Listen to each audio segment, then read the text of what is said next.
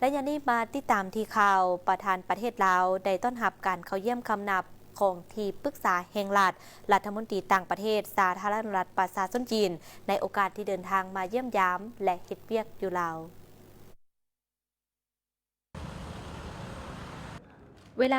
8:30 นาทีที่ทำเนียบประธานประเทศสหายบุญยังบรจิตประธานประเทศแห่งสาธารณรัฐประชาธิปไตยประชาชนลาว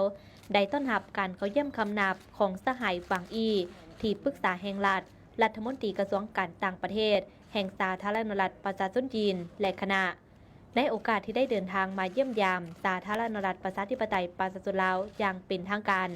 และเข้าร่วมกองประชุมรัฐมนตรีต่างประเทศขอบการร่วมมือแม่น้ำคองแม่น้ำลันซางครั้งที่5และกองประชุมรัฐมนตรีต่างประเทศอาเซียนจีนสมัยพิเศษเกี่ยวกับการระบาดของพยาธิอักเสบปอดจากเชื้อเชื้อโรคสายพันธุ์ใหม่หรือโควิด -19 ในระหว่างวันที่ 19-20 กุมภาพันธ์ที่นครหลวงเวียงจันทน์ในโอกาสนี้สหายบุญยังบรจิตได้แสดงความยินดีต้อนรับและติราคาสูงต่อสหายรัฐมนตรีหวังอี้และคณะที่เดินทางมาเยี่ยมยามสาธารณรัฐประชาธิปไตยประชาชนลาวในครั้งนี้ซึ่งเป็นการประกอบส่วนอันสำคัญเข้าในการเสริมขยายสายพันธมิตรภาพอันเป็นมูลเสื้อและการเป็นคู่ร่วมมือยุทธศาสตร์รอบด้านระหว่างลาวและจีนตามทฤษฎีก็คือการเป็นคู่ร่วมอุตสาหกรรมลาวจีนจีนลาว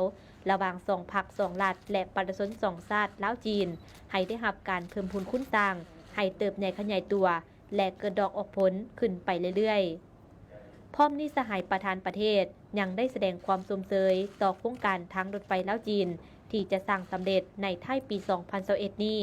ซึ่งจะอำนวยความสะดวกในการไปมาหาสู่กันของพลเมืองสองประเทศก็คือการแลกเปลี่ยนทางด้านอุตสาหกรรมการค้านำกันสำหรับปี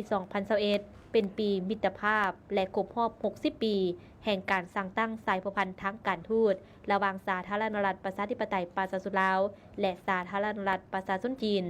สองฝ่ายจะร่วมกันปรึกษาหารือเกี่ยวกับการจัดกิจกรรมต่างๆเพื่อเฉลิมฉลองวันสำคัญดังกล่าวให้มีเนื้อในความหมายสำคัญและมีบรรยากาศอันสดชื่นแสดงความขอบใจที่ให้การร่วมมือและสนับสนุนในการเป็นเจ้าภาพจัดกองประชุมรัฐมนตรีต่างประเทศขอบแม่น้ำของแม่น้ำลันซางครั้งที่5และการจัดกองประชุมรัฐมนตรีต่างประเทศอาเซียนจีนสมัยพิเศษเกี่ยวกับปัญหาการแพร่ระบาดของพยาธิอักเสบปอดจากเชื้อเชื้อโรคสายพันธุ์ใหม่หรือโควิด -19 ที่นครหลวงเวียงจันทน์พร้อมทั้งแสดงความเห็นใจและเศร้าสลดใจอย่างสุดซึ้งต่อผู้ที่ได้รับเคราะห์ร้ายจากการแพร่ระบาดของเชื้อพยาธิดังกล่าวและในเวลา 10:50 นาทีท่านบุญยังบรจิตประธานประเทศแห่งสาธารณรัฐประชาธิปไตยประชาชนลาวได้ต้อนรับการเข้าเยี่ยมคำนับของท่านลาเด็กวันดาเซกประธานสภาผู้แทนราษฎรแห่งสาธารณรัฐเชกพร้อมด้วยคณะในโอกาสเดินทางมาเยี่ยมยามลาวอย่างเป็นทางการในระหว่างวันที่ 19-22 กุมภาพันธ์นี้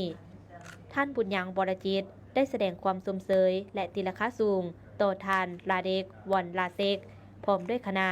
ที่ได้มาเยี่ยมยามลาวในครั้งนี้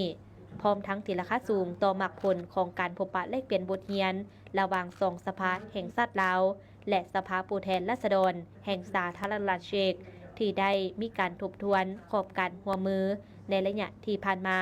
และปรึกษาหารือแผนการร่วมมือกันในต่อหน้าโดยผ่านมาเห็นว่าการพัวพันระหว่างสองสภาได้มีบาดก้าวขยายตัวอย่างกว้างขวาง